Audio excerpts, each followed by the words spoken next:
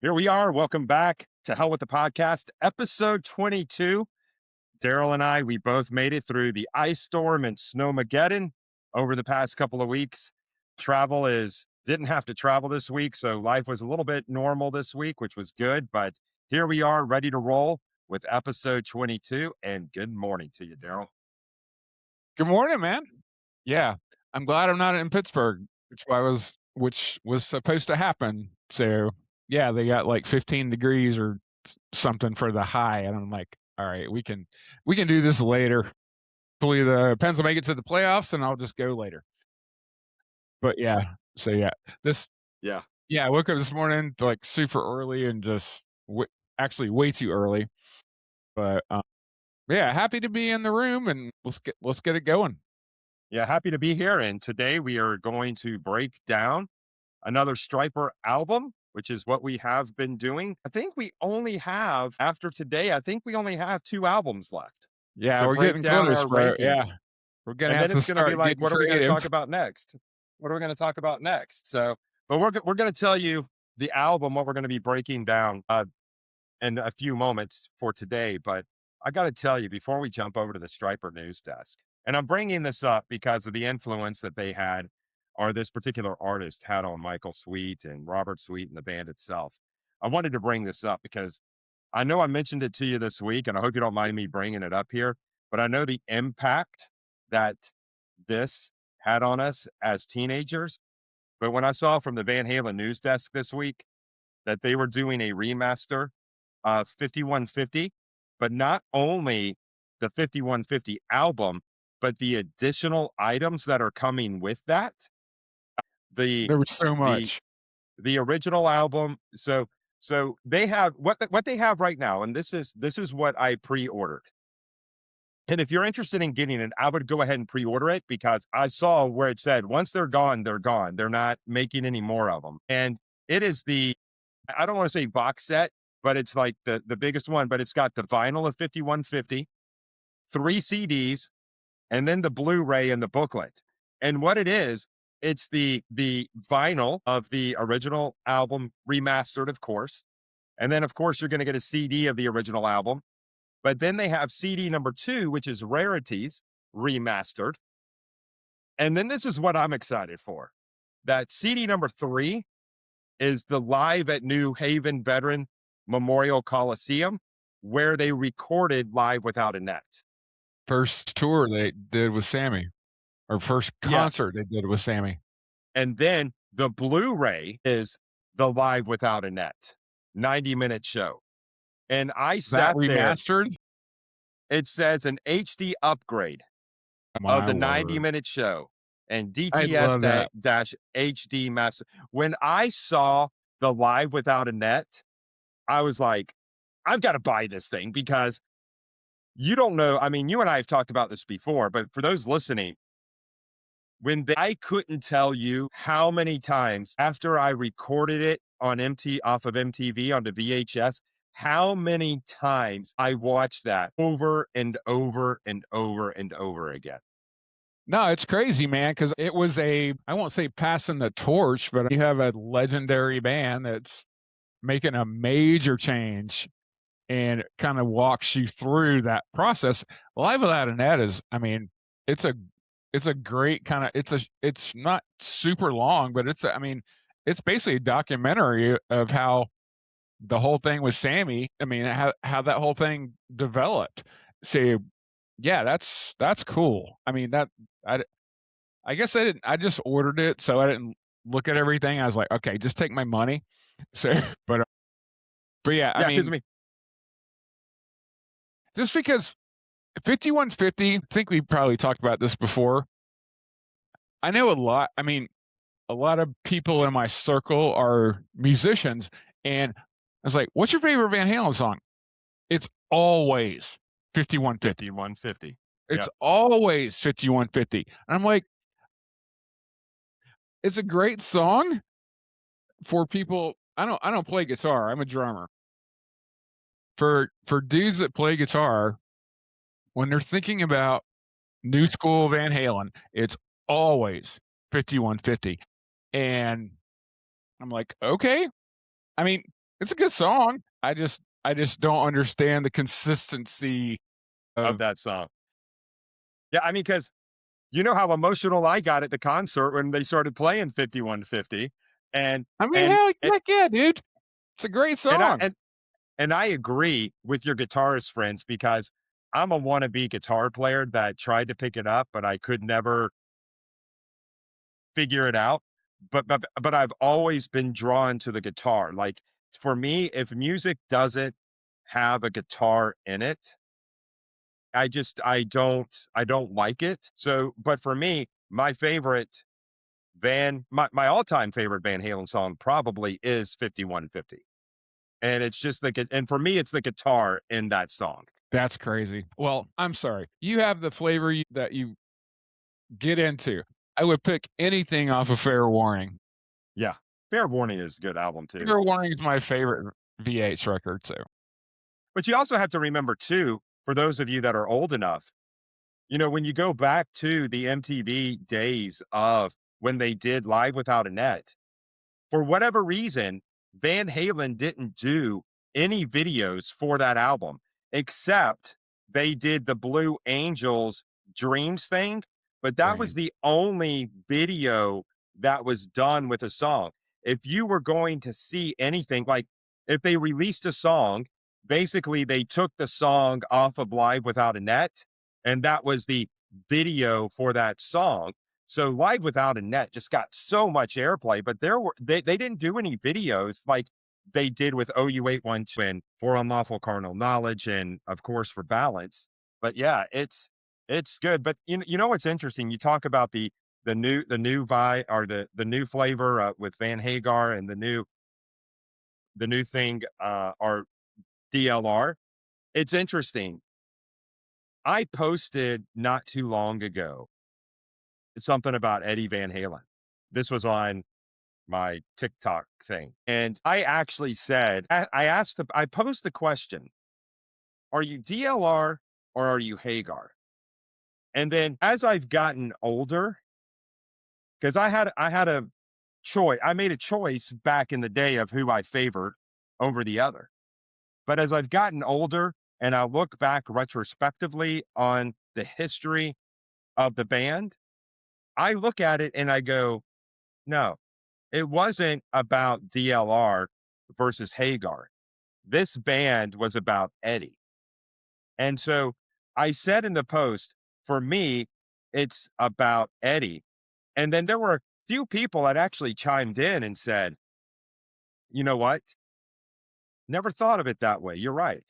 It is about Eddie, you know, because people took such an adamant sign. It's like if you liked one, you couldn't like the other, is what some people took a stand on. But it It was always about Eddie.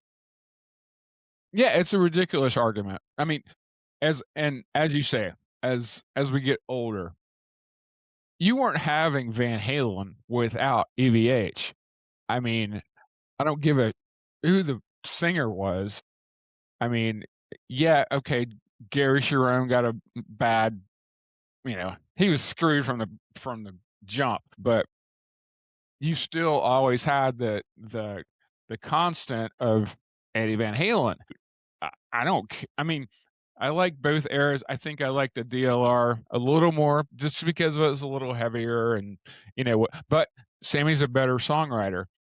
But yeah, I mean, you have the constant of freaking having one of the greatest guitar players of all time. So I know. it's, there's that. Yeah, and I think back in the day, I always because I liked Sammy before he came into Van Halen. I liked him during Van Halen. I've liked him after Van Halen.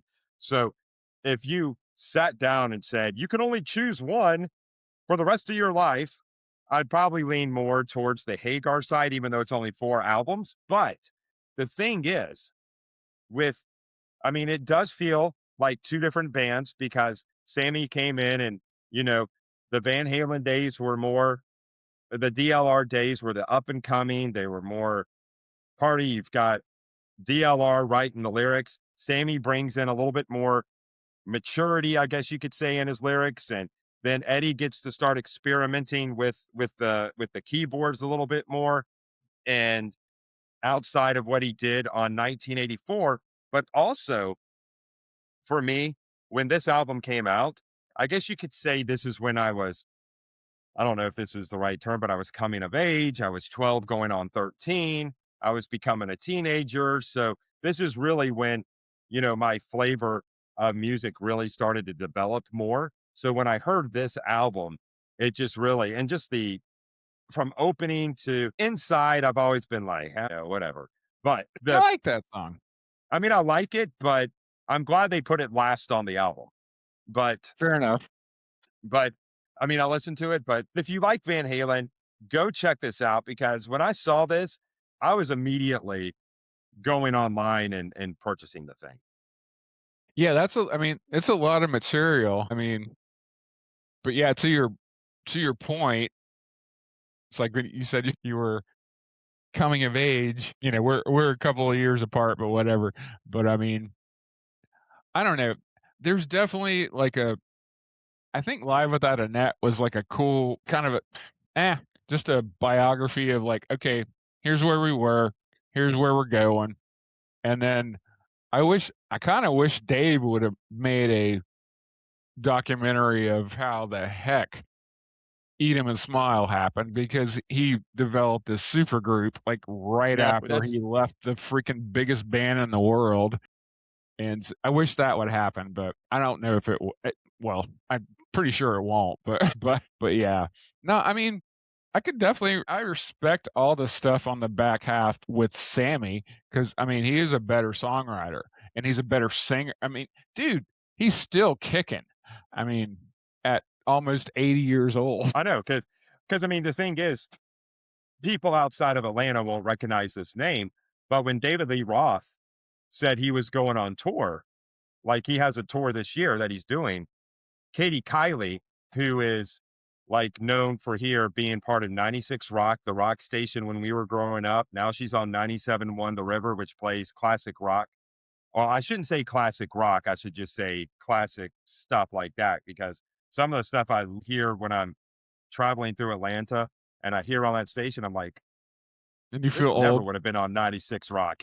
This never would have been on that back in the day. But she actually said, love Dave, love him, but I am just glad he's not coming here. I'm paraphrasing what she said because she said, I would feel obligated to go because I'm such a fan. But the way he's singing now, I'm glad he's not coming to Atlanta. Yeah, because she would be disappointed. It's kind of how I feel about thinking about going to see Motley Crue. That's not happening because I'm gonna be Yeah. disappointed. And But not spend the I money feel like I you would bring have up to Motley spend. Crue every freaking episode. Yeah. Oh, did you see? What did you think about the whole Mick Mars lawsuit thing? I think he's well within his right. So speaking of Mick Mars, so I was listening to a pod the other day and they had Daryl DMC from Run DMC. Yeah. So Yeah. he's coming out with a new record and his backing band is Duff McKagan slash Chad from the Chili Peppers. I mean, and Mick Mars. So he just pulled. I would love to hear the story about how that whole thing came together. I mean, I love DMC. I've been listening to that since I was a child. Walk But this way. well, Yeah. dude, way before that. Yeah. But for him to be able to pull all that stuff together, I haven't heard the That's single huge. yet. I mean, yeah, especially for Mick Mars to get back in the mix because I know he was having all these, health issues and Slash and Duff have been freaking everywhere. Yeah, I'm excited that that's a thing. So, yeah, I can't wait. I haven't listened to it yet, but I can't wait to hear it. Yeah, that's interesting. I hadn't heard that. That'll be interesting to hear. But talking about new music, people that have stuff coming out, shifting over to the Stryper news desk real quick. Oh, First, the first thing that we have coming out that came out last Sunday was Michael shared on his page, new song coming in 2 weeks. And to all the guitar players out there, yes, there will be a guitar solo. So the song is called Lord. So he's already released the master plan. Now has his second single coming out from the master plan. It's called Lord, more upbeat, tapping a little more into a side you don't usually hear from me. And he just goes on to say, thank Frontier Records and until the new song Arise, how have you been liking the master plan? And says, thank you for sharing it. But this was this past Sunday. So if we track, it should be around the 15th or the 16th when the new single from the master plan drops. Nice. Stuff like this, I would love it if they would just I know the model is different now and I know the industry is different now, but I wish the master plan, here's 12 12 tracks. I don't want 1 or 2, and this is me being selfish, but I don't know. I still kinda and especially somebody like Mike, it's like, I know he's sequencing this thing, so there's a certain way he wants the record to flow. So, I don't know. I kinda miss that, but, that's just me being old. I hear you on that. Well, I mean, Yeah. they used to drop albums and all the singles were there and, it's like I still wish that was a thing, but it's not, so Well, it's in the world of streaming. And I mean, how many people, I mean, the thing is, how many people will just listen to the songs that come out? As we were preparing for the album this week to talk about, I think they had one, two, three, four songs. I think two of them were lyric videos, and then one was a video with just Michael Sweet, and then another one was kind of like it wasn't really it was a video, but it was just pictures from the past 40 years. But you listen to the rest of the album, and there's a lot of good material on here. Again, dude, it just doesn't get the love that it should. And this is what we continuously talk about. no, I have strong opinions on this particular record because it's on the back half of the catalog, and I know you and I not differ, but you like the back half more than the front half, maybe, and that might be a stupid statement, but, um, yeah, it's just let's just get into it. Okay. Well, a couple of more things before we get into the album today. Just this was I thought was pretty cool. Michael Sweet. This isn't really news, but it's just saying, talking about Perry, talking about when they met him. Fast forward, they became a member of the band. Perry's a pro, always prepared, giving 100% to the fans. Incredible bass player. And then this is what he says: "Will retire with Perry, and we're very blessed to have him." So there you have it.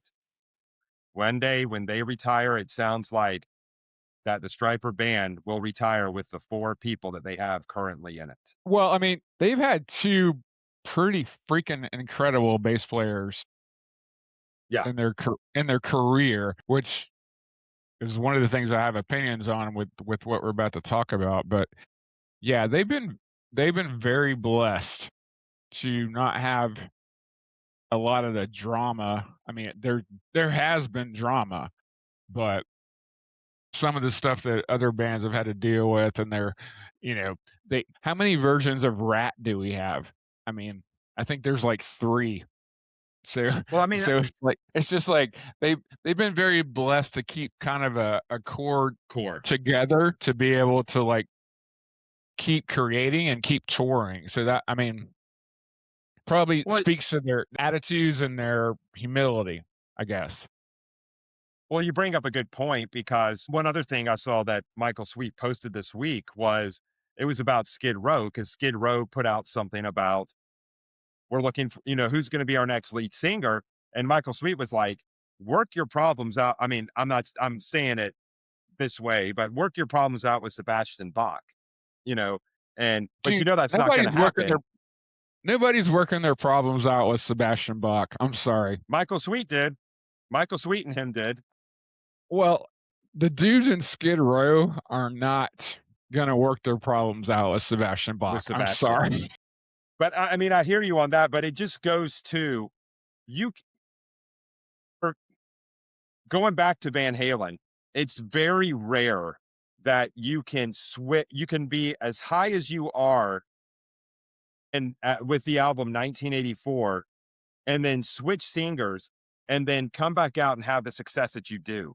Because when it comes to for me, you can change, like Stryper has changed the bass player, but they kept the core of it together. Now, if it was still Michael Sweet with three different people behind him, to me, that would be more Michael Sweet solo band versus this core of Stryper because they've been there for 40 years. But it's just hard for me, like you said, when you have some bands out there that have one original member out of five, but they're still touring as this band. And that's what really becomes kind of funky. Yeah, you're really not Warrant anymore. You're really not this band anymore. You're it's just weird. And but I agree with you though. This band has been very blessed to keep 75% of their core together, but also they didn't lose a step when they brought Perry into the band. And it's the way that they work, their creativity. And I just got to chalk it up because of who they're serving. That's why this band has been able to get through the turmoil of challenges that they've had and whatever, and still be as good or as great as they are today. It's because God's right there leading them and they're giving it all to God when these other bands don't, from what you can see, aren't doing that. And they're just blowing up left and right a long time ago. No, that's a great point. Yeah, because I mean, like we've said a million times before, they've always been consistent in what the purpose of the band was. So I mean, it kind of makes sense, you know. It's like if you're if you're solid in your beliefs and keep going forward with that, I mean, God's going to bless you. So I mean, the fact that they can keep going, um, I think, is a testament to what they've what they've always done their entire careers. Yeah. Um, I agree, I and don't know. there's only a handful of other bands that I can think of off the top of my head who have the majority of their core probably still together. Because I think Def Leppard, I think Bon Yeah, Def Jovi, Leppard. Bon Jovi minus Richie Sambora, and then, of course, we bring it up we bring them up every week, Motley Crue, they still have 75% of their core together, but they suck, you know, Yes, they they suck. can't So yeah, yeah, so no, we can't So count them. that's a band that needs a new lead singer or just needs to hang it up. But one God, last thing, they just need to replace Vince. Everybody else, John Five is one of my favorite guitar player, and Tommy Lee is one of my favorite drummers. It's like, can you just get rid of the freaking dude that's holding you guys back? And that sounds crappy, and I mean, but if you can't do it no more, you can't do it no more. yeah, they should have So just stayed retired when they said they signed that pact and the all last, that yeah, kind of mess. the last show or whatever. Yeah, no. So Anyway, one last thing before we get into the album, because of Super Bowl weekend. And I saw this and I said, Daryl, if he didn't see this, he is probably going to totally agree with Michael Sweet on this. But he shared this earlier this week on Facebook and said, maybe it's just me, but is this not the best Super Bowl performance ever? And he's got Prince. are you serious? Yeah. Like you're asking No, I'm not asking you this question. Michael Sweet asked this question on Facebook this week. come on, man. There's no question. So it was, I say, because if you've been listening, you know how big of a fan of Prince is. Just look behind him on Behind the yeah, just wall. look over here. Look behind him on the wall. But when I saw that he posted that about Prince, like, is this not the best? I mean, it's just that rhetorical question. Is this not the best Super Bowl performance ever? And it was When Prince. I was like, oh, I gotta. when you call your agent and ask him if he can make it rain harder, because that's what he did. during that because it was raining the whole time, and I was like, "Bro, you might get electrocuted." And he's like, "Well, okay, cool. Can I play my guitar?" But yeah, I mean, that without question, the best Super Bowl performance ever. And now this week we've got And Bad Bunny or whatever his name is. and and when the heck is Metallica playing the Super Bowl halftime show? I'm sorry. It's time. It's been time. You know, I went back. They showed something. They showed something this week, and because it is Super Bowl weekend, and by the time you listen to this, you will know whether Seattle or the Patriots won. But this is just what is so different. What is so just they need to. For me, I just feel like they just need better.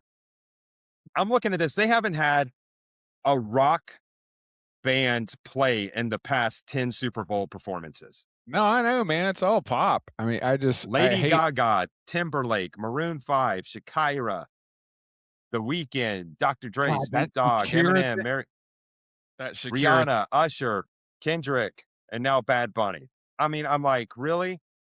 I You know, did and not to take anything away from them, but come on. Back in the I day, you did had Creed, you had those types of bands. I did enjoy the Dr. Dre, Snoop Dogg, that whole thing. I think it was last year, maybe 2 years ago. I can't remember. But, but yeah, I mean, it's I don't know if I'm just weird that I like rock and roll, but it's like, does nobody like rock and roll anymore? I mean, that's how I feel. You know, it's just like I talk to people at work and they're like, "Yeah, we like," and I'm like, "Is that even music?" That just sounds That's the like people thing. behind a computer generating AI or, coming up with some beats and Well, it's freaking auto-tune and all this kind of BS. I was like, pick up an yeah, instrument, play the thing, and sing. I mean, it's aggravating because you're not creating anything. You're no. just like you're you're relying on the tools around you, which, some of the DJ dudes I can kinda get with because it is kind of I was watching some stuff the other day, and this dude was, like, chopping up, like, 3 different songs at the same time. I'm like, "You know what? That's a talent. I have no idea how in the heck you're doing that."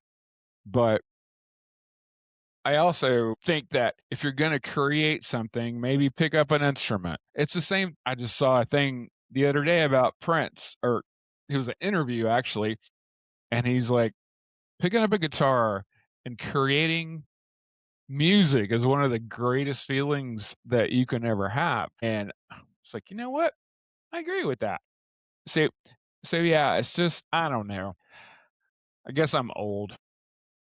Yeah, I mean, I'm there with you. I mean, I remember when my middle son was all into EDM music, That stuff and sucks.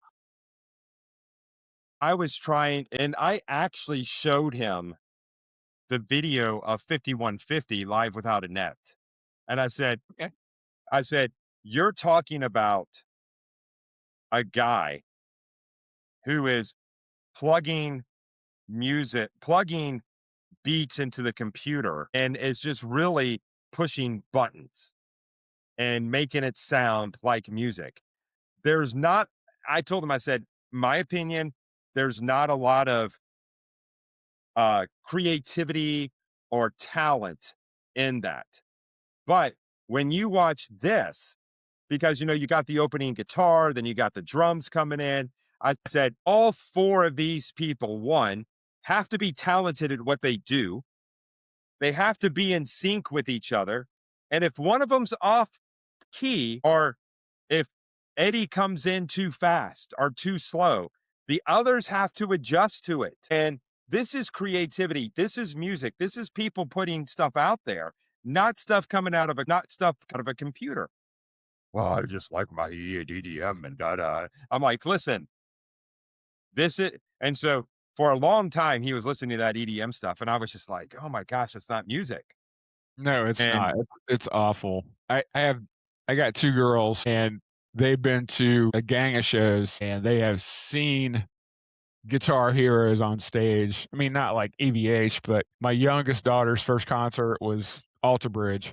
So she was watching Mark Tremonti at a freaking meet and greet at like 9 years old. And so I try to keep that in front of him. I was like, yeah, I mean, it's music, I guess, but are they really playing anything or what's up? So Yeah. yeah, I do try, and my oldest daughter, I mean, she absolutely is, like, gonna keep that in front of her. We're going to see Youngblood together, so I can't wait for that. Yeah, I saw that. I saw that where he was going on tour. I was wondering if you had picked up tickets for that, so Yeah, we're already down for that. that'll be good. Yeah, But it'll be fun. Anyway, Stryper, yes. album. So today we're going to be talking about the album that came out just a couple of years ago. It came out in 2024, 2024, so a little over a year ago. And we're in 2026, so when, 2 years ago, but it's probably been about a year and a half since the album came out. But we're going to be talking about When We Were Kings, their last full length studio album outside of The Greatest Gift of All, which was five originals, five new stuff. But with this album, this was their last album of all original material. Got the vinyl Nice. here. Open it up. This is what I miss. Yep. Opening this stuff up, seeing it, pulling it out, listening to it. But you got all the lyrics. Oh, the blue one. Dang, dude, that's awesome. So let me turn it the right way so it doesn't fall out.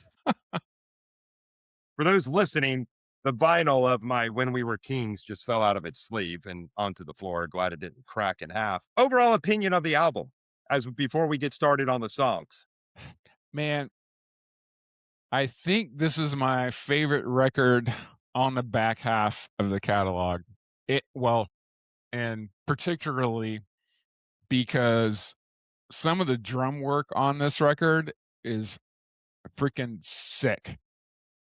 Ew. Um, there's a couple of things here. I mean, it does remind me of when I got into Stryper in the first place Yeah. because there are some echoes of that 85, 86, stuff. But there's also some, I mean, and I'll walk through it when we get to certain songs, but there's some things that aren't like Stryper-ish things Yeah. on this I'd agree with record. that. So I it's I think it's like the most I think it has the most flavor on the back half of the catalog. So yeah, dude, I'm excited to talk about it. But I mean, some of the some of the instrumentation that they did, there's some different definitely some different stuff. And Rob's performance on this record is pretty freaking insane. And like I say, it's like every song doesn't have to have the dual guitar solos. They're passing it back and forth. There's some different um, effects on some of the vocals, and so yeah, man, I really like this record. Michael Sweet would agree with you. What he said about it was, or this is during my research this week, noted in interviews that while he loves their recent run of albums like Fallen in the Final Battle, this record has a little extra special sauce to it. He went on to state, the band is currently making the best music of their career, which I would agree with. Even claiming in some interviews that it blows away some of their classics, like To Hell with the Devil, because of the improved production and maturity. But when Production's I li- great on this record. yeah. So when I think about this album, it ranks up there for me with what I like on the back half of the album, on the back half of their career. Even The Devil Believes still tops. It's still my favorite. Because I, Yahweh's on this is, it. no, Yahweh's on Fallen. Wait, I'm sorry, my bad. Yeah, because that's an album we haven't done yet. We haven't done Fallen and we haven't done the Final Battle. Okay, that'll be But fun. or did we do the Final Battle? I can't. I We have to haven't go done back and final. look. No, we Okay, but with with this particular album, I like how my rankings came out with this album. Like, I'm sitting here looking at it today, and I'm not saying, "Oh, I should have put this one here or put that one there." But for me, this album is a solid album from beginning to end. So when you hear what my number 11 song is, for me, it isn't because this song sucks or I would skip the song. This song for me is, I still like it, but it just, as we always say, they got to ring somewhere. But I agree with you. I think the production, I think vocally, I think the guitar, what I really appreciate, one of the things I really appreciated about this album, going back to talking about guitars, was the solos in this album. Well, and like you said, the back and forth on certain songs, Mike to Oz, Oz to Mike. Again, I still don't have the ear of which who is who, but one is taking over for the other when it comes to the solos. Really, I really, really liked the solos in this album. And again, the harmonies on some of the songs were just outstanding to me. It was just I love the harmonies, the melodic stuff that I heard. There is a lot to like about this album because it presents, in my opinion, it presents a lot of different flavors that are Striper. That, like you said earlier, they may not necessarily sound like old Striper stuff, but they're Striper. However, it's a lot of different vibes going in throughout this album. And to me, that always makes a great album for me to listen to, because if it sounds the same by song 7 or 8, I'm like, come on, do something different. It just seems like a rehash of song number 2, but they don't do that with this album, and it just comes across really, really good. No, man, there's a ton going on here. I was making my notes earlier, and there's instruments they've never used before.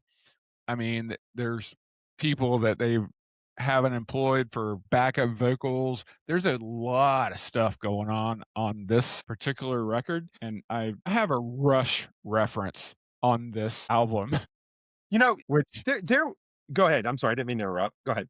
no, it's cool. I mean, I've never had a Rush reference on a Stryper record, and there is a specific spot. It's like, that guy's using a freaking Moog keyboard, and that's the same keyboard they use on Tom Sawyer. So I'm interested to hear that, because there are times that I can hear something and I go, "Oh, that reminds me," or "That sounds like this." I But then had a there are lot of other that. times but there are times too, especially when I was listening to this album, there are times when I'm like, "Oh my gosh, what does that remind me of?" It reminds me of something and I can't pull it out of the air. So I'm interested to see what you're talking about with the Rush resemblance, because yeah, Rush is coming in Oh, yeah, November. man. But We're going to see Rush. yes, we are. So I'm trying to pull together. Sometimes I have trouble pulling together, like, oh, that sounds similar to something, but I have trouble pulling out of my catalog what it sounds like. But I know it reminds me of something. Yeah, I just recognized the instrument. I was like, the dong, and like the first keyboard chord in Tom Sawyer, and I was listening to, well, we'll get into it. Um, yeah, I was like stoked because I'm like, oh my gosh, this sounds like Rush.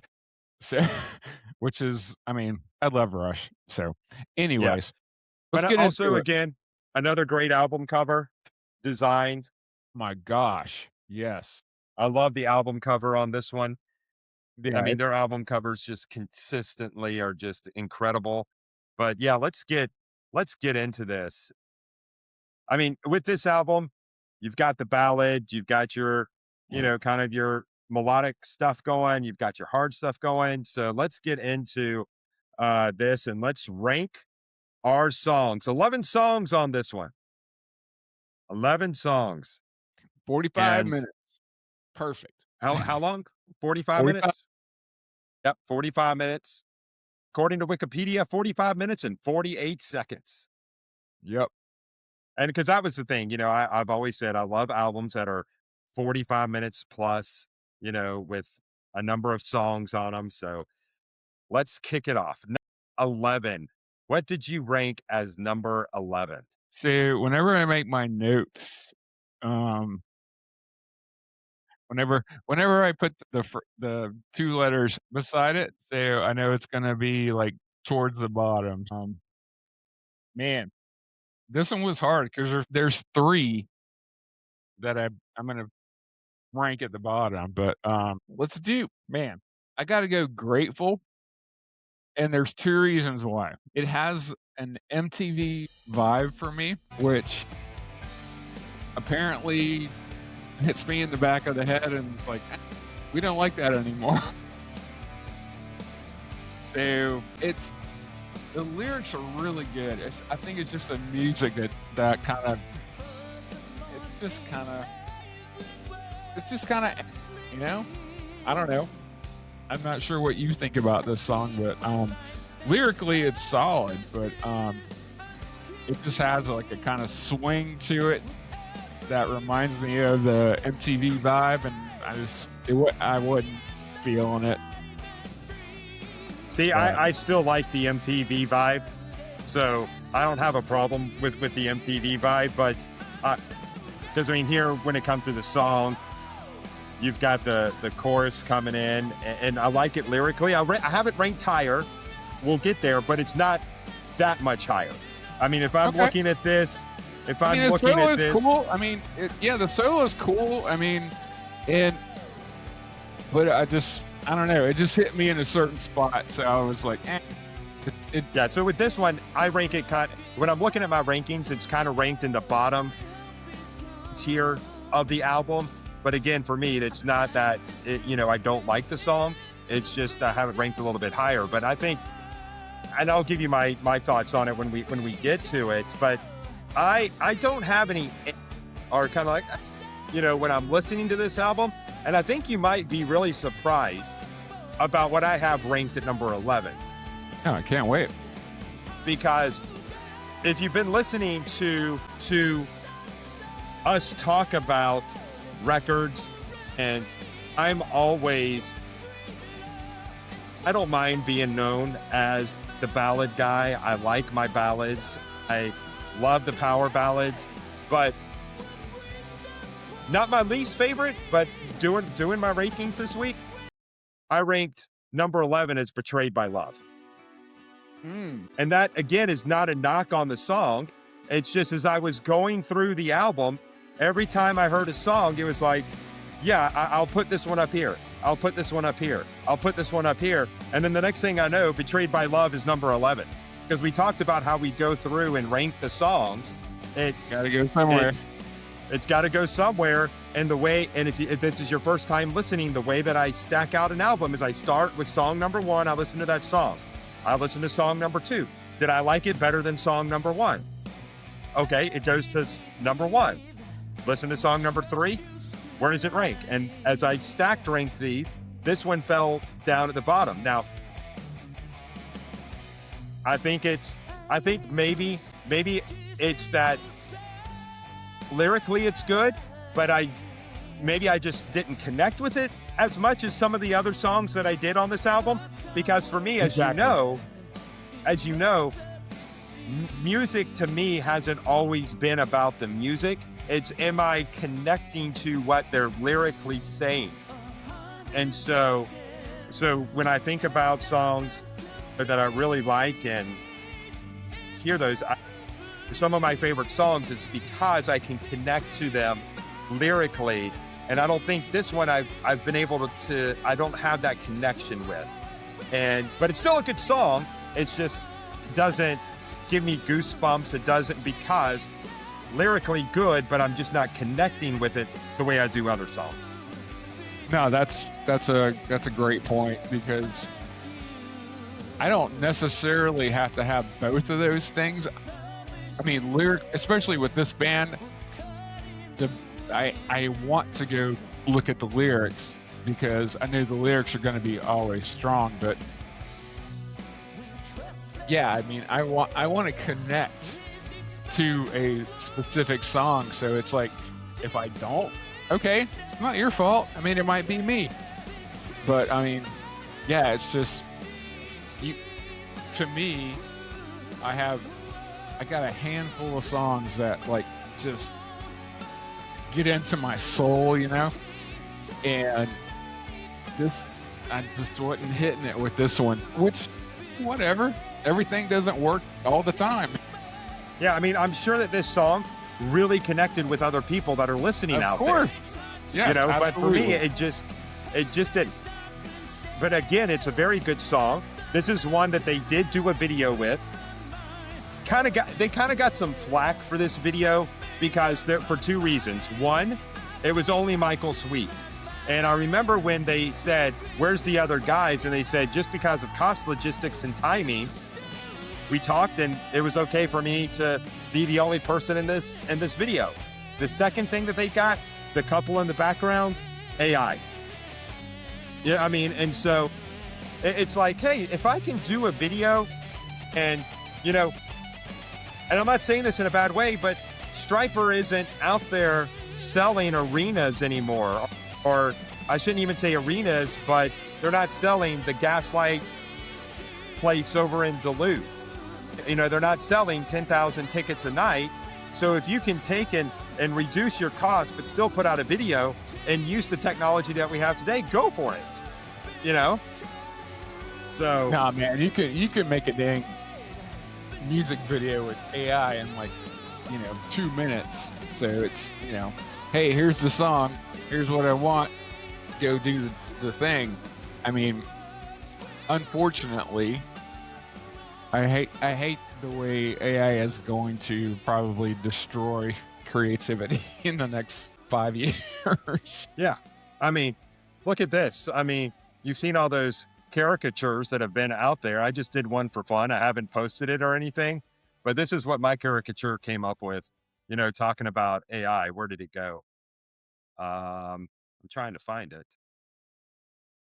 Well, when I'm seeing Muppets playing Soundgarden songs over AI, I'm just like, okay, I'm kind of done because nah, I don't know.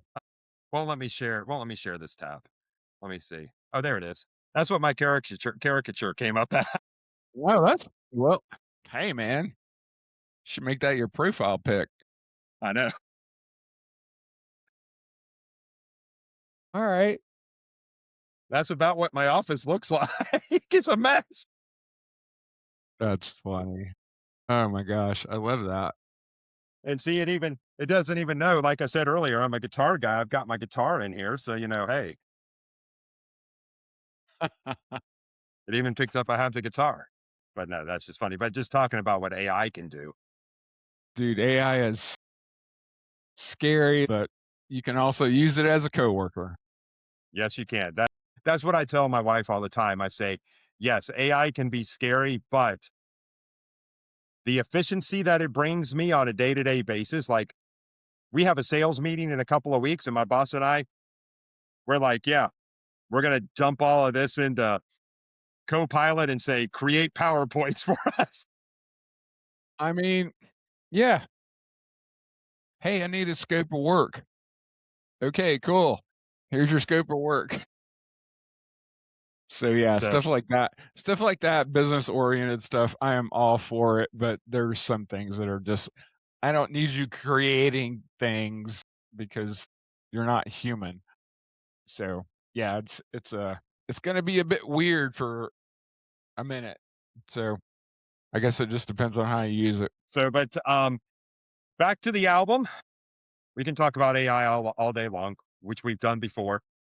Sorry guys. But no, as you've noticed, sometimes we can take 10-minute conversations and turn it into 30, 40 minutes. So it's crazy. We tried to have a 10-minute conversation and it turned into 30. Yes, we did. Yes, we did. But that's just because we have a good time talking to each other, and hopefully you enjoy the banter we have going back and forth. So number 10. I'll go with number 10. You want me to do my number 10? Yeah, go ahead. My number 10, this particular song kind of has I would say maybe a little bit of a different vibe on it compared to the other songs on this album. I didn't feel like it's not heavy. It's not a ballad. It's not really, it just had an overall different vibe to it, but I still like the song.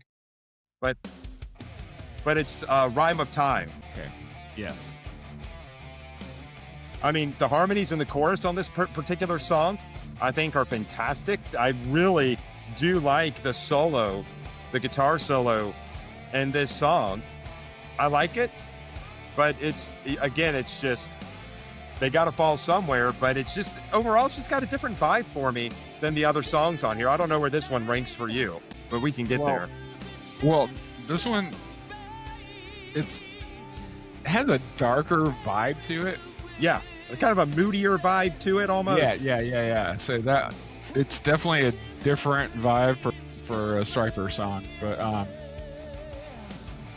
mine's a little higher. But I mean, yeah, this one was a little funky for me because I'm like, this is not the same kind of vibe that I'm used to, you know? Yeah. So yeah, it's kind of like but it's the outlier on the album. That's almost. That's a good way to put it. Because it doesn't feel like a lot of the other songs on the record. So yeah, that's a good way to put it. But I mean, even at this part with the guitar as it's kicking up, getting ready to go into the chorus, and if you can hear it, the chorus back there, I just the harmonies going on in that, I really like it. But it's again a different vibe, and it just again falls where it falls. So I rank this one as number 10 for me. And a little bit too lyrically, very solid vocally, good lyrics. Again, the connection isn't really there with me on this one, but it's good. No, it's a good song. I mean, that's I don't think that's in question. It's just a different vibe. Yeah, it's a different vibe. What did you have at number 10? Man, it sucks that every time we do this, I get stuck at like, that's the last couple times we've done this, I get stuck at like 9, 8, and I'm just like, dang it, why do y'all have so many good songs? I know that's the that's a good problem to have, because there have been albums. I remember back in the day before streaming, you would hear a song and you go, oh, I love that song. You go buy the album, and that's the only good song on the album, and you have one good one and 9 clunkers. You do not have that on any Stryper album. Well, and if you're, an intelligent fan and you're listening to the lyrics of it, it's like, well, the song might not be the best, but lyrically, you're never going to have bad lyrics in a Stryper song, I don't think. No, I don't think you will either. Because Mike is such a freaking strong songwriter, whether he's writing about Jesus or he's writing about love or whatever the heck he's writing about, it's going to be good. See this guitar solo here? I love it. No, it's nice, man. Just that part. I wish I could do that. I wish my fingers had the maneuverability to do that. Maybe if I was a little bit more patient with myself and pick up that guitar more. I know that's the biggest thing. I always have a problem with my pinky though. My pinky starts to hurt. My word. I know. That's funny. TMI there, but hey. Hey, whatever, man. I don't play guitar. I just beat the crap out of stuff. Well, we're waiting on number 10 from Mr. Darrell. So, what are we looking at to right now? This is Rhyme of Time. That was yeah.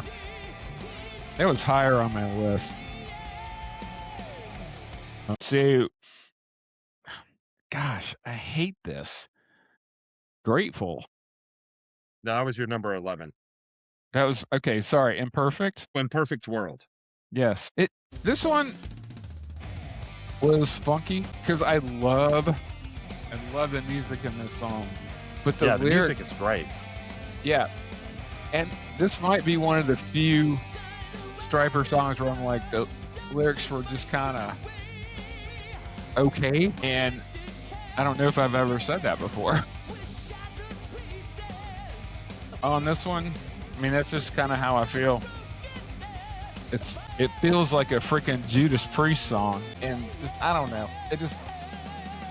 The music hit me, but the lyrics didn't, and so it is where it is. Yeah. I've got this one ranked higher, so Okay. I'll get there. We'll get there. We'll get there. I mean, yeah, I mean, everything doesn't hit the same Yeah. way. But I Yeah, mean, yeah, the lyrics and or excuse me, the music and the solo all the way through is really really good. But for whatever reason, it didn't. Because whenever we're doing this, I always go and I look at lyrics for pretty much every song, and I don't know. I mean, it's fine, but I don't feel like it was as strong as a lot of the others. I mean, all of the other stuff that we talk about on a weekly basis. So I don't know. It just didn't hit me like it usually does. Yeah, this is one of my mid tier songs, so we'll get to that when we Yeah. get Okay. there. Yeah. But as we move to number 9, this one for me is kind of an interesting song because I remember the first time my number 9. I'll just go ahead and tell you because it's just funny. My number 9 is Rapture, and I like this song. And I remember that when I had the album and I'm looking at the song titles, I'm like looking at it going, okay, End of Days, Raptured. We're really focusing on Revelation on this album. Revelation. Yep. But then when I heard the lyrics of this, I'm like, oh, he's not talking about the rapture. He's talking about being raptured by love. And so I just kind of found it's the way that I interpreted this song lyrically was because he's talking about two hearts, things like that. I was like, I interpreted it like a song for my spouse or whatever like that. And I like it for that reason. But for me, when I have because of the way I interpreted the lyrics, I like songs like this to be a little bit slower. And I feel like this one's a little bit more, not heavy, but a little bit more on the heavier side for a song about, my spouse versus, like some of the other ballads that they did, on like No More Hell to Pay, Fallen, Goddamn Evil, Can't Live Without Your Love. To me, that was a great ballad for the wives and everything. And if I do it all over again, it just didn't hit me the same.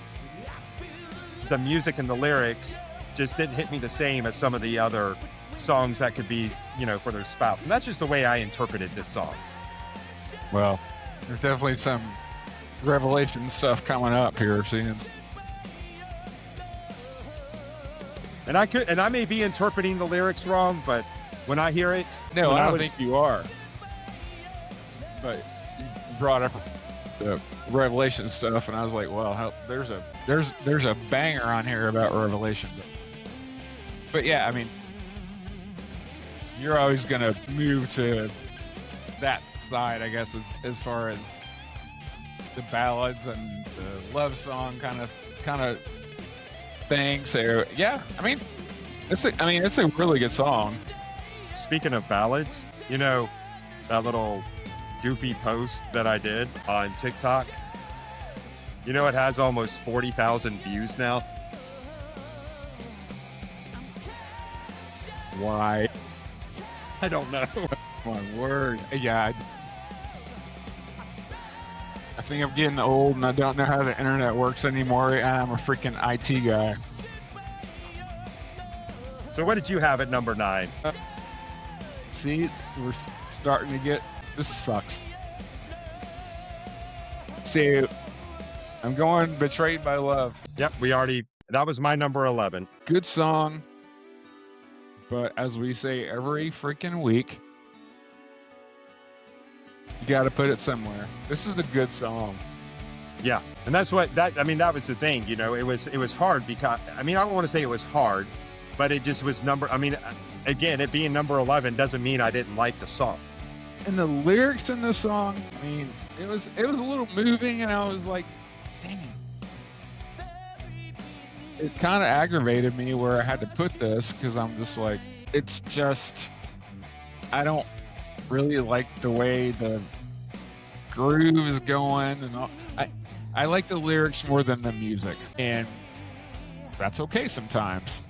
I mean, because Mike rarely writes a crappy song, but it was just kind of just chunky, and I don't know. I wasn't vibing with it too much, but I really loved the lyrics. Yeah. Yeah. Just, I've already given my synopsis, my play-by-play on this song. So it's kind of like, I like it. I like the lyrics. I like it musically. I just didn't have the connection with it like some of their other ballads that they've done. Right. No, that's pretty much the way I feel too. It's it's just it wasn't hitting me, and when a song hits you, it's like, all right, cool. I mean, like, if I'm listening to, pick one. If I'm listening to Toto playing Africa, that song hits me in the freaking soul. Yeah. This one did just, I mean, whatever. It's cool. Not everything is a hit. Yeah. So as we go in to the next song for number 8, my number 8 goes back to what your number 11 was. And I think this is kind of wrapping up the, bottom tier of the songs for us on this album. But my number 8 was Grateful. Again, I like the tempo of this. It's kind of that, like you said earlier, kind of an MTV vibe. It's kind of mid-tempo. It's a break from some of the more aggressive tracks on the album. That's why I like this song. I like it because lyrically, I think it's spot on. I'm so grateful. I'm grateful for the things that, even, that I've been blessed with in my life when it comes to family, when it comes to relationships, when it comes to just what he's given. And I'll just never forget when they first released this album, Thanksgiving. Hey, you got, Stryper now has a Thanksgiving song. They were, I don't know if he meant it as a joke or not, but, it's like, yeah, we have so much to be grateful for. And so lyrically, it's great. And I love when they kind of go into that part where Michael goes grateful and it's just him singing it. And then they come back in and it's more acoustic, because I was expecting it to come back in more rocking, but it comes back in more acoustic and a little bit more softer driven. I was like, hey, I like that. It surprised me when the tempo came back in the way that it did. And I've always liked this song. It's just one easy listening, one that I can say is safe for the whole family, because, my wife has never been really a rocker on some songs. I mean, she likes some Stryper songs. She doesn't like others because the heavier stuff has never been her vibe. But it's just one that I just find I enjoy listening to. Yeah, totally. And I think the part of the vibe of this whole record is like, hey, we're gonna throw some stuff out here and do some different things, because I got a couple songs on here that I'm just like, y'all are doing some different stuff. So just like you said, it's like, yeah, they're throwing some different flavors out there for sure on this record. Yeah, they definitely are. They definitely are. And I'm looking at my notes real quick. Did I have anything else on this song? Nope. That's what I had on this song. So I'm good to go for your number 8 now. I haven't done. I didn't do Rhyme yet, right? No, you haven't done Rhyme yet. Okay, so that's going to be my next one. It's just, I'm not used to listening to a dark Stryper song. Yeah. So, it kind of hit me in a different way. Because I mean, I know every freaking song isn't, everything's happy and go do your thing and whatever. But yeah, the lyrics in this thing was like, I don't hate it, but I just wasn't used to it. Right. So yeah, I was kind of confused about how I felt about it, I guess. Because you still hear the power of the music and the vocal and all that kind of stuff, but it's like when you go actually read the vocal, it's like, okay. So I don't know. I wasn't vibing with it, but maybe I need to listen to it a few more times. But this is where it landed for me over the past couple days. So Yeah, I mean, it's not that this one was number 10 for me. yeah. I mean, I don't hate the song. It's just a little different as far as the whole vibe of it. So Yeah, it's different. It's like I said earlier, this is kind of like the outlier of the album with the whole vibe of the song. yeah, no, I agree. I mean, it's definitely a different, like I say, a different vibe for them. But you know, that being said, I mean, we just said it. There's different flavors of all kinds of stuff on this record. Different strokes for different folks. Well, you know, and I think we might have talked about this earlier. It's like if you're an artist, go do your thing. I mean, it's like if you want to create something, then go create it. And if it hits, then cool. If it doesn't, then whatever. But you know, your choice. No, actually, no. I was talking to one of my other friends about this, but yeah, I'm always a fan of like if you want to go a different direction and create something, because I have outside of the drums, I have very little creative ability. So go do your thing, man. If you want to write a song about, you know, whatever the heck you want to write about. So yeah, I mean, I don't have a problem with the song at all. It's just, you know, it didn't hit me like it would normally hit me. No, I hear you on that. And that moves us into so on the bottom tier of the song, I don't want to say bottom tier, but on the lower bottom of the album, we agreed on 3 songs, not necessarily in order, but we agreed that 3 of the songs both ended up in kind of in the bottom tier of where we would rank them. And now I can see us moving into these are the middle tracks of the album, or that fall in the middle as we move into song number 7. So what did you have at 7? And if you're not ready, I can go ahead and give my 7. Yeah, give me your 7. My 7 was Love Symphony. Or Love Symphony. I like this song. I do too. I mean, I really do like this song. I mean, I think lyrically, it's cool great. concept. I think the harmonies, again, I always love the harmonies on a song. It's great. The guitar solo is good. It's just like we've said 1,000 times before. They end up having to fall somewhere. But one thing I do want to point out, just with the whole album, again, vocally, Michael throughout this whole album to me is just spot on. I mean, his voice is, again, very strong on this album. Very just what you would expect in a sense from an album that he does. But again, this song is, when it gets into the chorus with the harmonies, you know, Love Symphony and I can't say the word, and synchrony, passion's desire fueled by the fire, our minds combined. I mean, I think lyrically it's just a great song, and especially with some of the vibes, some of the other songs on this album, it goes well with Divided by Design, End of Days, Unforgivable. You can kind of see, again, here we are. Don't mean it in a bad way. Don't want to go down the rabbit hole here, but 2024 to end of 2023, 2024, when this album's being written, guess what we're in? We're in a wonderful presidential election cycle, and there's so much crap going on in the news and what's going on in America, and you just see them continuing to fuel the fire, the media. Again, Love Symphony. I think it's a great track for the times that we've been in. I put in my notes, I love the concept of this song. Yeah. I mean, lyrically is strong as all get out, but just I'm not a songwriter, but I think the concept of the song is just really strong, and it's not my favorite song on the record, but it's still a very strong song.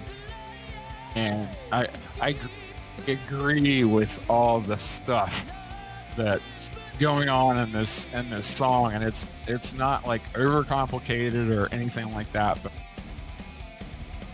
it's one of those that it's not, like I say, not overly complicated musically, and not overcomplicated lyrically, but it's like fairly straightforward. But yeah, yeah, just the concept of this song was one of the ones that I was like, oh yeah, this I really like this song, and the solo is pretty freaking good, and they're Yeah. changing back and forth. They're not doing a lot of the um, the alto solos and that kind of stuff. So they're just kind of passing it back and forth. So yeah, I mean, this is a strong song. Yeah, it really is. And one thing I was thinking of, and I don't know if we get dinged by the people we upload this stuff to, but it just, when you were talking about the guitar solos, the back and forth was going on right as you were talking about it on that song. If you're listening to us on a specific platform and you don't hear the music, just understand that they have pulled us off of the platform because we're not supposed to be playing the songs. So if you're listening to it while you're driving or working out or whatever, and you don't hear the music on this particular platform, just know they won't allow us to post the music. However, if you go listen to us on other platforms that we're on, they don't ding us because technically we're supposed, since we are not using the song to promote something or a commercial ad or anything like that. In doing my research, we're supposed to be able to play the songs as long as we're reviewing the songs. Because I mean, you'll see on YouTube all the time that people, hey, first time reactions, or let me give you a review of this song.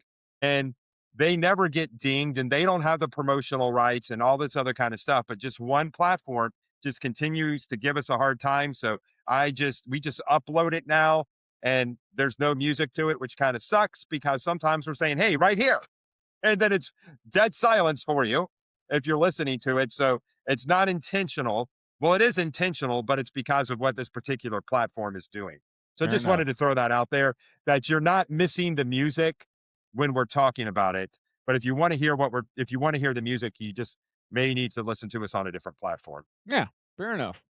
Yeah, because I listen to us on that certain platform, and it's silent apart from you and me talking.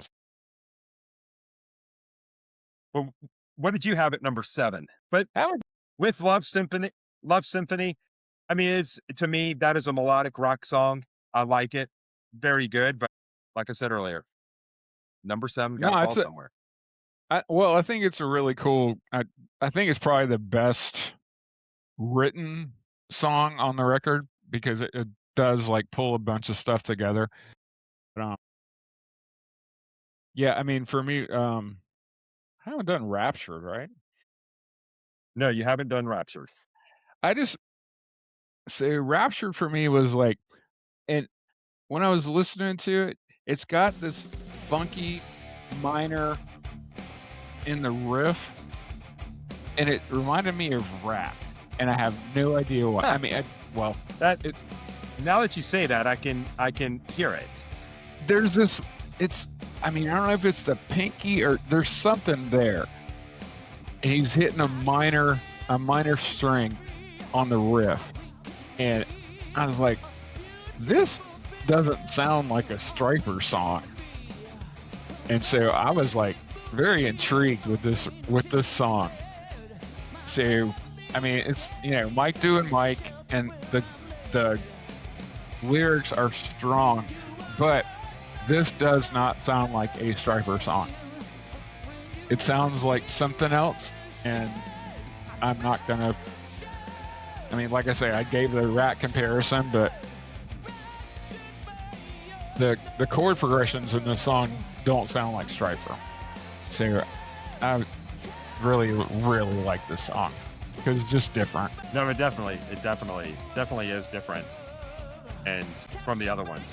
And this one And I've already ranked. So yeah, well, and I mean, I mean, it's got that. I mean, if you listen to it, it sounds like a song that should have come out in like 1986, which is not a bad thing.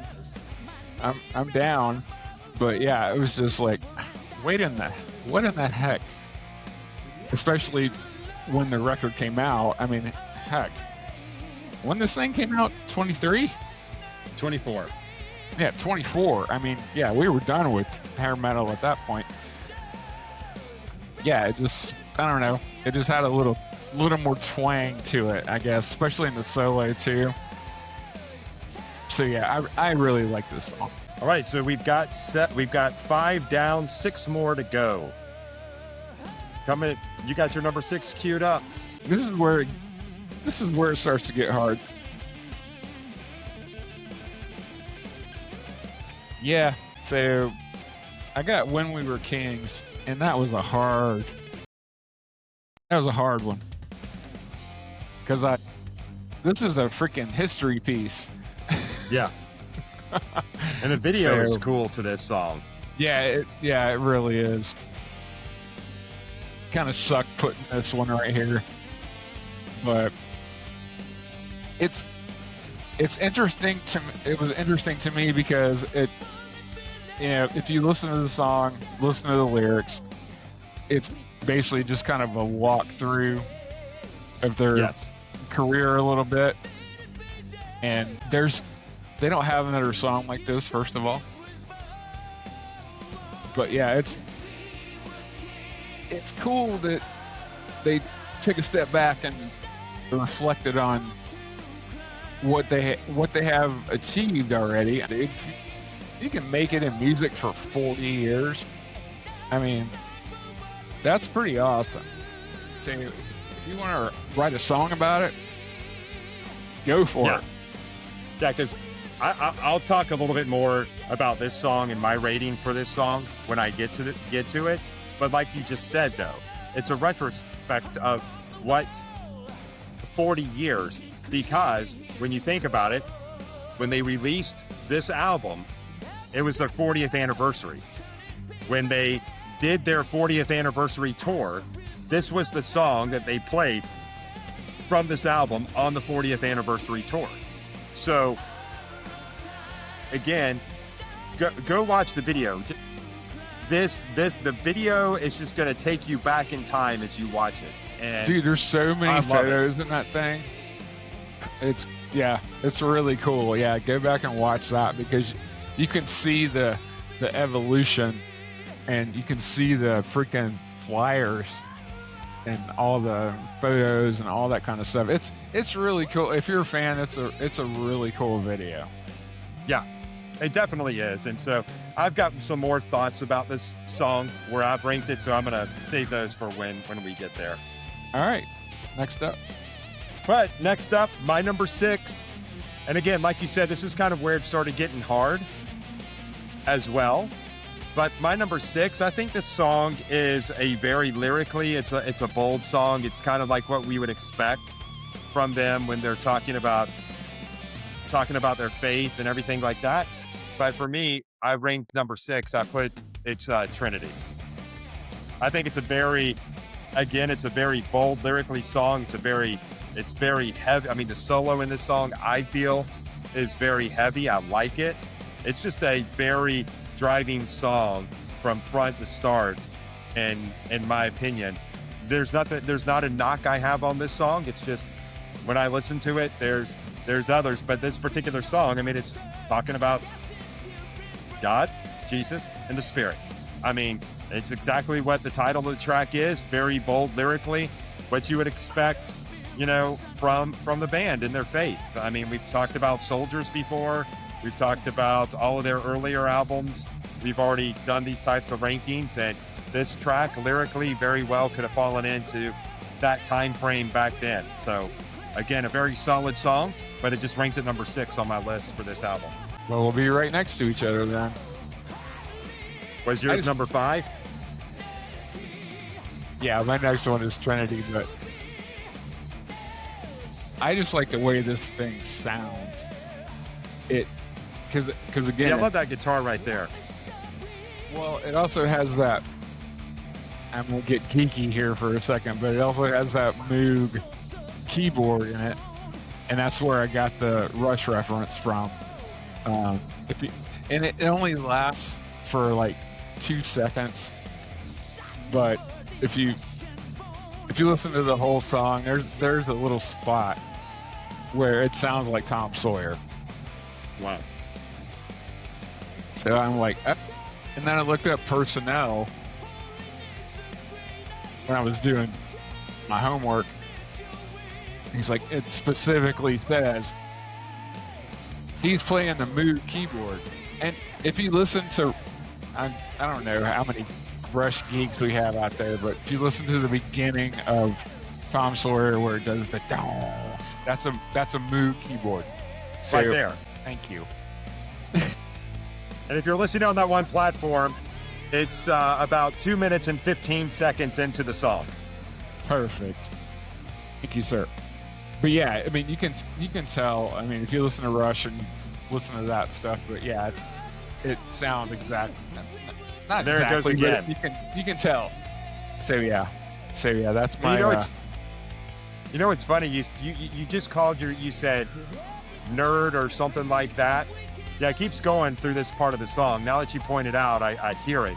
Now it stands out that you hear it. But when I was doing some research online, they actually said about this song, this is the musical nerd favorite. I mean, yeah, because all the folks that like Rush and like Stryper, they're like, hey, what the heck was that? Yeah. Because, I mean, that's exactly what it is. Yeah, but I mean, again, we get back to the same premise. They're throwing a lot of surprises at us on this record. I mean, I'm here for it, but yeah, it's, I just really, really like this song. Just also the lyrical content, of course, is amazing, but it's wrapped in a musical wrap that we don't usually see with Stryper.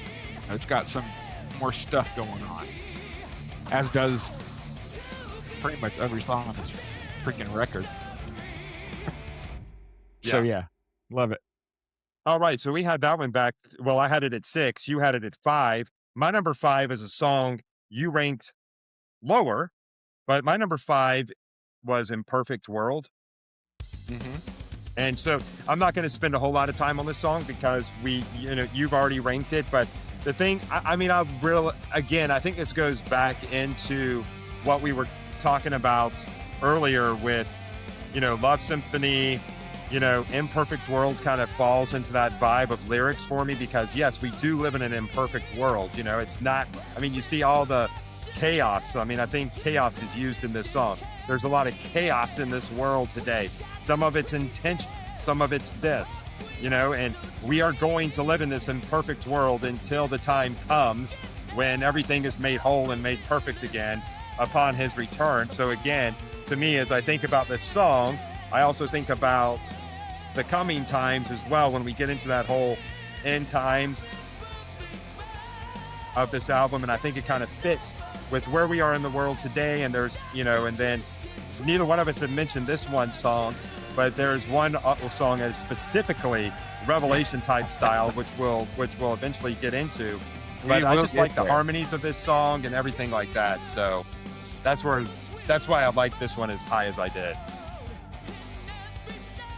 Because I could relate to it, to where we are in today's society and world and all that kind of mess. Because yeah. Well, I'll save that comment for the next song. I was gonna say we're gonna go harder on that later. So we're up to number 4. I'm gonna try to freaking find my number 4. You want me to go ahead and jump to my number 4? Let's go ahead, please. So my number 4 was the number 2 track on the album, and that is "Divided by Design." I love this song. I love the lyrics. I love it because I wear a tinfoil hat sometimes on certain things. And I think we've seen it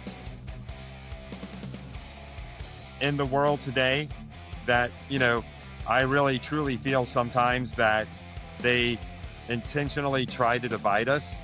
It's like if you're, and again, not to get into politics, but this is just kind of where my mind goes. If you like, and I'm going to be critical on both sides because I don't want to say anything, but if you like Orange Man, you know, I hate you. And if you line up on the other side, I don't like you either. And I think what really ticks me off about the whole thing is, I mean, well, they have this lyric in the song too: fear will always fuel the fire. When I hear that lyric, what I think about on both sides of the aisle, those that are listening to CNN, MSNBC, and those that also can watch Fox and listen to Glenn Beck and listen to, because I mean, I think back, I had family members, and I'm just going to say it. I had family members when Obama was in office, and there was this thought of he's gonna do a third term. He's not gonna leave office peacefully. You got to store up all this food. You got to build a bunker. He's the Antichrist. He's this. And now that Trump's president again, you've got people on the left. He's never going to leave office. He's this, he's that. And I think both sides of the news media fuel the fire and so you end up with these fringe pieces that that can't get along. The comment I was going to make was, I was following on Facebook this week, and there was a guy I went to high school with many years ago. He falls on the blue side of the world, and he went, well, I've been blocked by my brothers now because his brothers fall on the orange side of the world, or the red side. I shouldn't say orange side, but they fall on the red. And then the comments Might as well be the orange side. and then I read the comments, and I'm going through the comments, and everybody's like, good for you. We'll never understand. They're out to get us. And I'm just like, no, we're not. And it's because you end up divided with these two fringes that probably make up less than 5% on both sides, but they have the loudest voice. And I truly believe that is the design that is happening today. It's intentional. It's like when we had the ice storm and the snowmageddon last weekend. It's like, watch the news. Fear, go get your food. You're going to be snowed in for days. And it's just like, no, we got the snow on Saturday. It was gone by Sunday afternoon. And they had so many freaking people in a panic. It's just like, that's why I can't even turn the news on anymore.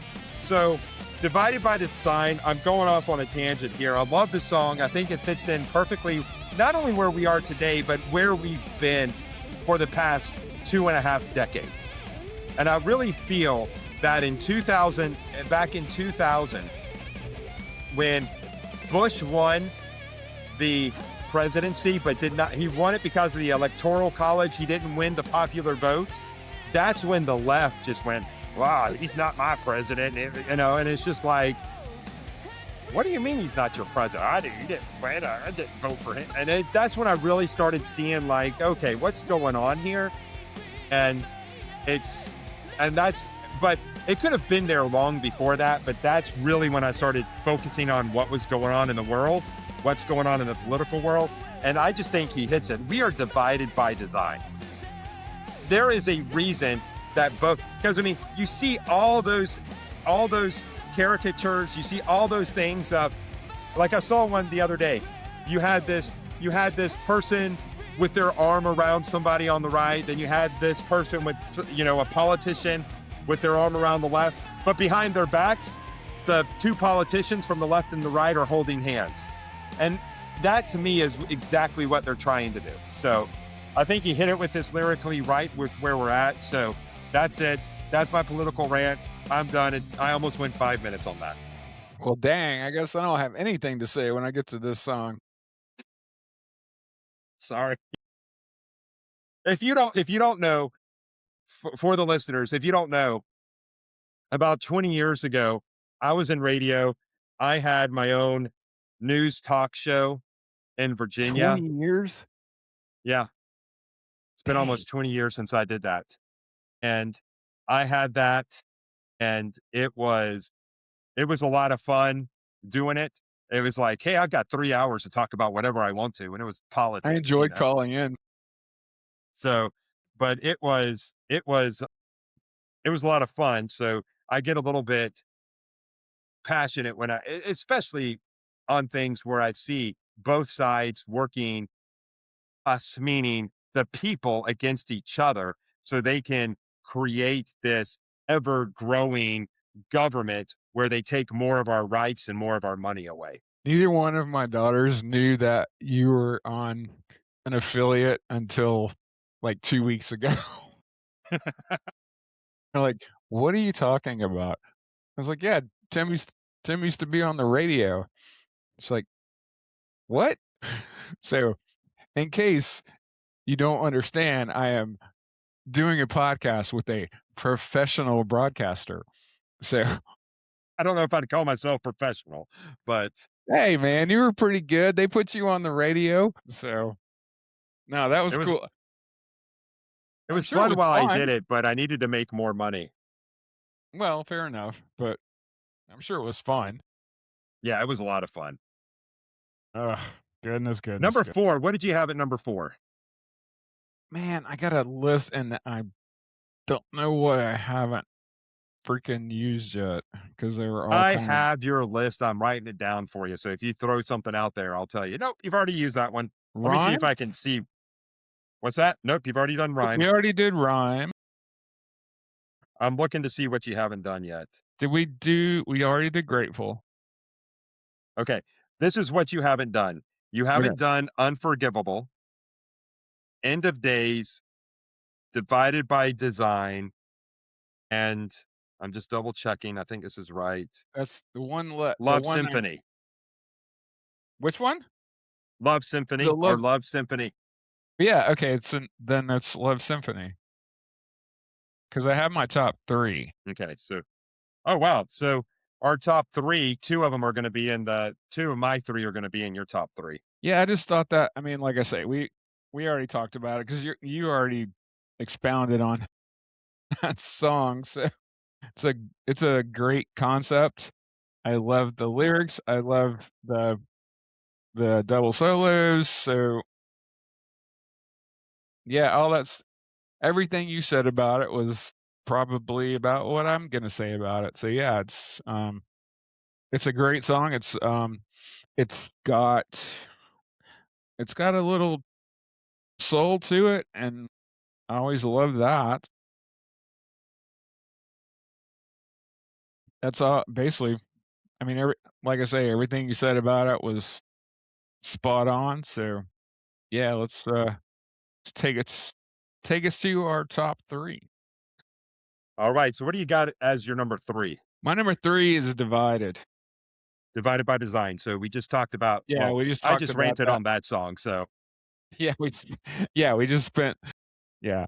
Um, I mean, just the lyrics are just ridiculous, and I mean, not in a bad way. It's just it sticks as to where we are as a nation, and I like the solo in there, and it's just another freaking great chunk of lyrics by Mike. I mean, he just knows how to write a freaking song. So yeah, I mean, there's not a lot I can add to what you already said. all right. So with that, I'll give you my number three. Gimme. My number three is the number one track off the album, End of Days. And I love this song. And I think when I tell you what my number one is, I think you'll understand why my number one is number one. As I sit here, I forget we're on camera sometimes, so I'm sitting here scratching my ear. And so people are going to see that if they're watching this on a certain platform. But the opening guitar on this, lyrically, this is just a very, very aggressive song. I think it's probably the heaviest on the entire album. And it's just heavy throughout. Lyrically, the world's a mess. And as the Bible scripture states, these are the notes that I took for it lyrically. You know, we're end times. This song is all about it's called End of Days. Of course, it's about the end times. But even the guitar solo in here, it's just, to me, it's really sharp, lyrically, straight out of scripture. You got the apocalyptic feel to it. But I just love as they get into that chorus here, it's kind of like they're really driving, but it slows down just slightly as he's singing it. And then it gets right back into it as they get back into getting into the verse. So I thought that was very, very cool, the way that was done and the way that the song flows. But for me, End of Days ended up at number 3. Well, we will have a little bit of a difference there, but I love this song. I'll let you give your comments on it in just a minute. So Yeah. we're moving into number 2. So I'm assuming this is probably not your number 2 song. So that means the number 2 song for both of us is the number 10 track on the album, Unforgivable. There you go. Chunky. It reminds me of just I put in my notes, just big 80s vibe, gang lyrics. Yeah. Good solo, and it's just I mean, come on. It's and the lyrics always, I mean, what are you gonna say about the lyrics? It's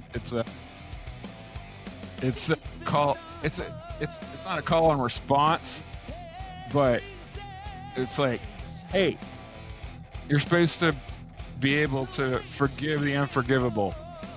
Yes. And that's a message. It's not a call and response, but it's definitely, hey, here's what you're supposed to be doing. And of course, Mike is preaching. So yeah, dude, I love this song. I don't know, the guitar tone it's not the same as like all the usual Stryper stuff. It's got like a little, I don't know what the effect on it is, but it's just a little chunkier than it usually is. But I mean, the word I had was crunchy. Yeah, well, my word was chunky. Chunky and crunchy. Welcome to the Chunky and Crunchy show. Yeah, it's like Cap Crunch or something. I don't know. But I mean, yeah, because with this song, like what you were saying with the lyrics, it's just forgive the unforgivable. And, you go through life and you hear, I mean, it speaks to me even today with just some relational challenges that I have with different people in my life. It's just like, yeah, it's if me and one of my kids, or me and my wife, or me and somebody I'm really close to, as long as I don't, like do something really bad, it's easy to forgive those that you're close with. But when somebody really wrongs you, that's where the rubber meets the road, and really living out the way that Jesus called us to live, like forgive your brother 70 times 7. Well, that's a lot of forgiveness you got going on there. And it's like, and then there are sometimes people will do things to you that people should just say, you should just tell them to screw off and not even mess with them again.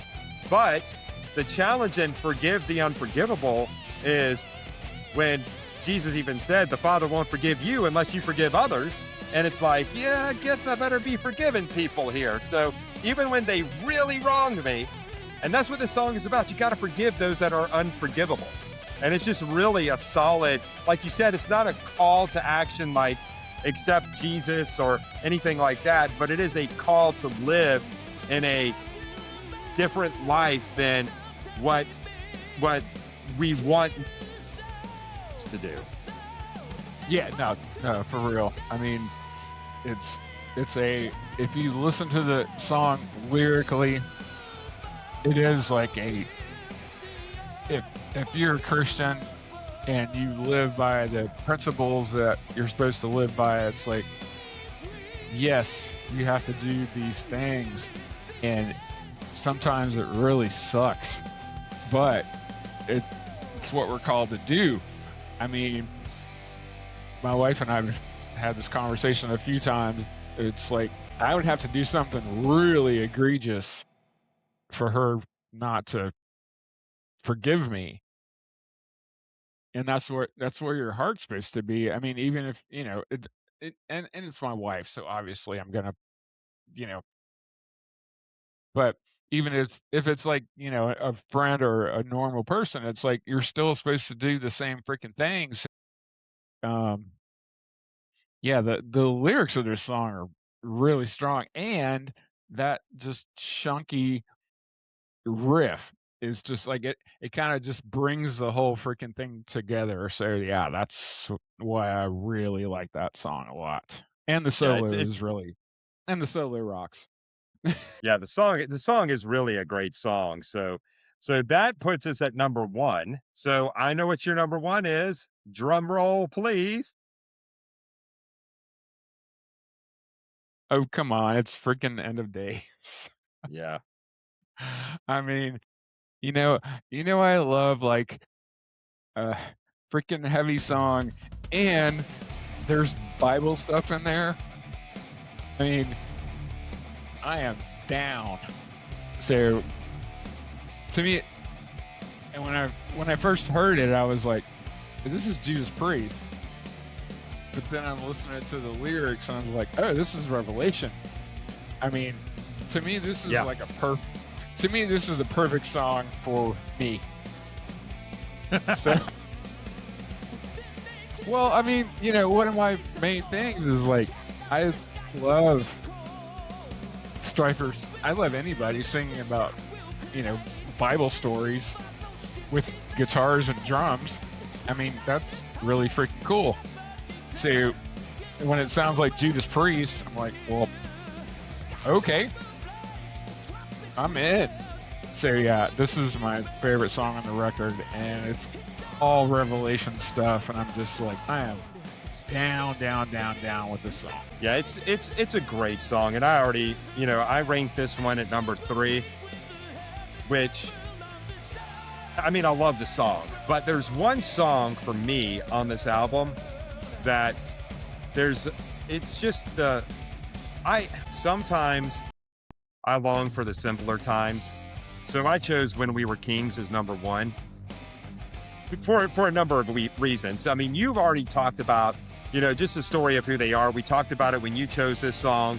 We talked about it, it's just a retrospect that 40 years. The video isn't cool. The video is really cool, just to be able to see all those pictures and all those things.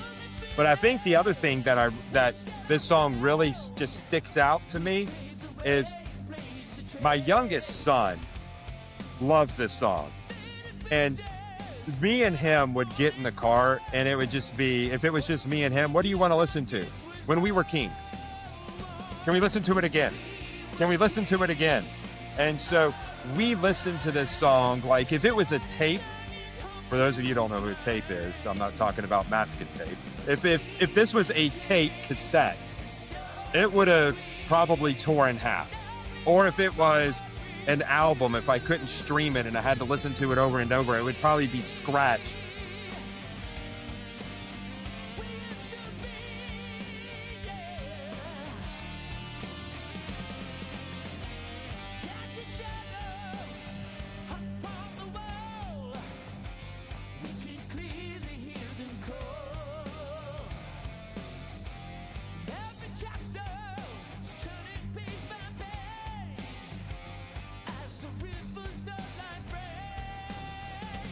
Song with my now 7-year-old who had a birthday this week.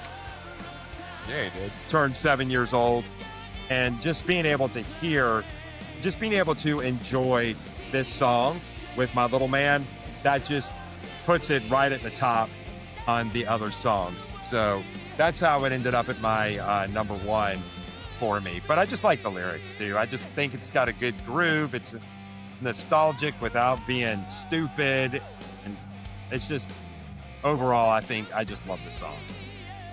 No, it's a great song. I mean, that's a great capsule that you just put that whole thing in. I mean, I have a couple of songs with my kids that it's like, yeah, you have that retrospect with the kids, not necessarily with the songs, but when your kid kind of gets what's what you felt maybe about one of your favorite bands. I mean, that's freaking awesome. I mean, my kids still think I'm a music dork, so I'd listen to Steve Vai and a bunch of other just heavy stuff.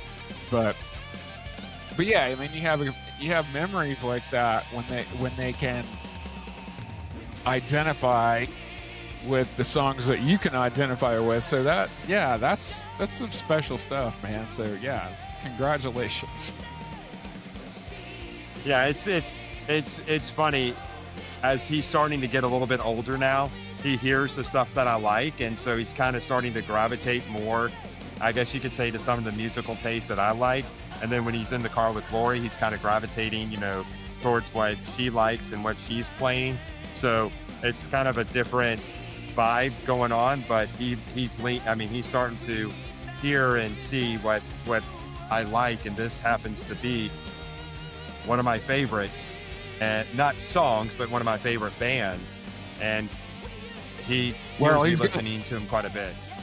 Well, that's gonna go away soon because you start listening to music when you listen to what your parents are listening to, but by the time you're 13, 14, you're gonna start getting your own tastes. Well, I'm just going to indoctrinate him and say music started to suck after 1992 or 1993, unless you had bands like Stryper who continue to put out music. So I'll just pull the old Adam Sandler on him. Music sucks after 93. I think he said 93 in that movie. Yeah, I think it was too. That's hilarious.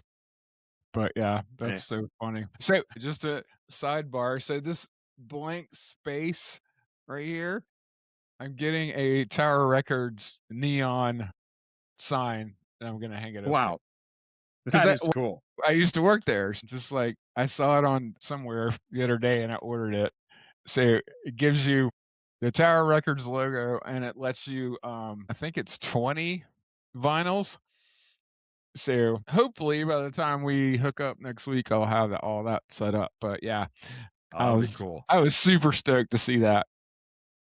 No, I can't wait to see it too because Tower Records was one of my favorite Man, places that's to go. no, well, that was one of the. I mean, God, I had so many good times there, but and that was Because I want to say Because I want to say we about went the time there. Tower, yeah, yeah, I went there. I went there when you were working there, and then about that time, I think is when Turtles wasn't doing as well. Because more record stores were popping up, so I started gravitating more towards Tower Records. I mean, it was bigger, it was more massive because it was like only one store in Atlanta, Well, right?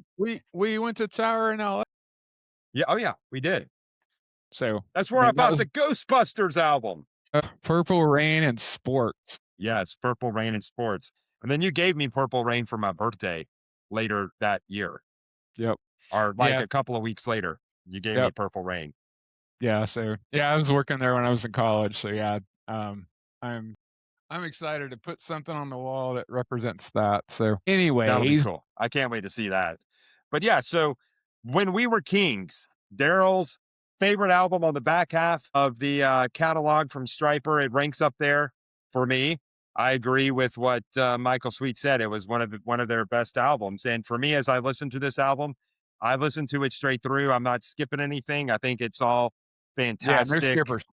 It's very solid as you listen to it. So if you haven't listened to it all the way through, and if you only listen to the songs that were put out on as videos or lyrical videos, take the time to really go through and listen to it because it's just really got a different flow and a pace throughout the whole thing. So I really think that if you haven't listened to it, if you're a fan of East rock, that they find, I mean, Stryper has found a way to bridge that 80s sound but make it contemporary where they didn't lose their identity bridging music some 40 years later. So I think you would really like this one. So Yeah, this is a good one. There's some that are better than others, but this one for me is it's a solid. all the way through. There's no skippers. So yeah, I think this is probably my favorite on the back half. So yeah, I mean, yeah, go listen to it. There's a lot of stuff going on that like we were saying earlier, there's a lot of different flavors of, you know, of all there's all kinds of stuff going on this record. So yeah, go listen to it. If you're a music fan at all, go listen to this record because it is really freaking good. And it's in the what did we say? 2024. 2020. Yeah, I mean, for for that year, it's a pretty crazy record because not a lot of people were putting out stuff like this. So, yeah, go listen to it. I mean, yeah, like I say, it's probably my favorite on the back half of Stryper's catalog that's not in the '80s. So, anyway, I thoroughly enjoyed this. Yeah, same here. That puts a wrap on episode 22. What will we have in store for you next week? Well, Daryl and I will discuss that the first part of next week and figure out what we're going to be talking about next week. But as always, you see it, like and subscribe. That helps with the algorithms. And give us any feedback, comments. Always appreciate hearing what you guys are saying, but we appreciate you listening. Again, as always, enjoyed the conversation today. Get to talk about one of our favorite bands every week. So until next time, man, Love you hope you guys. guys have a good week. Talk to you soon.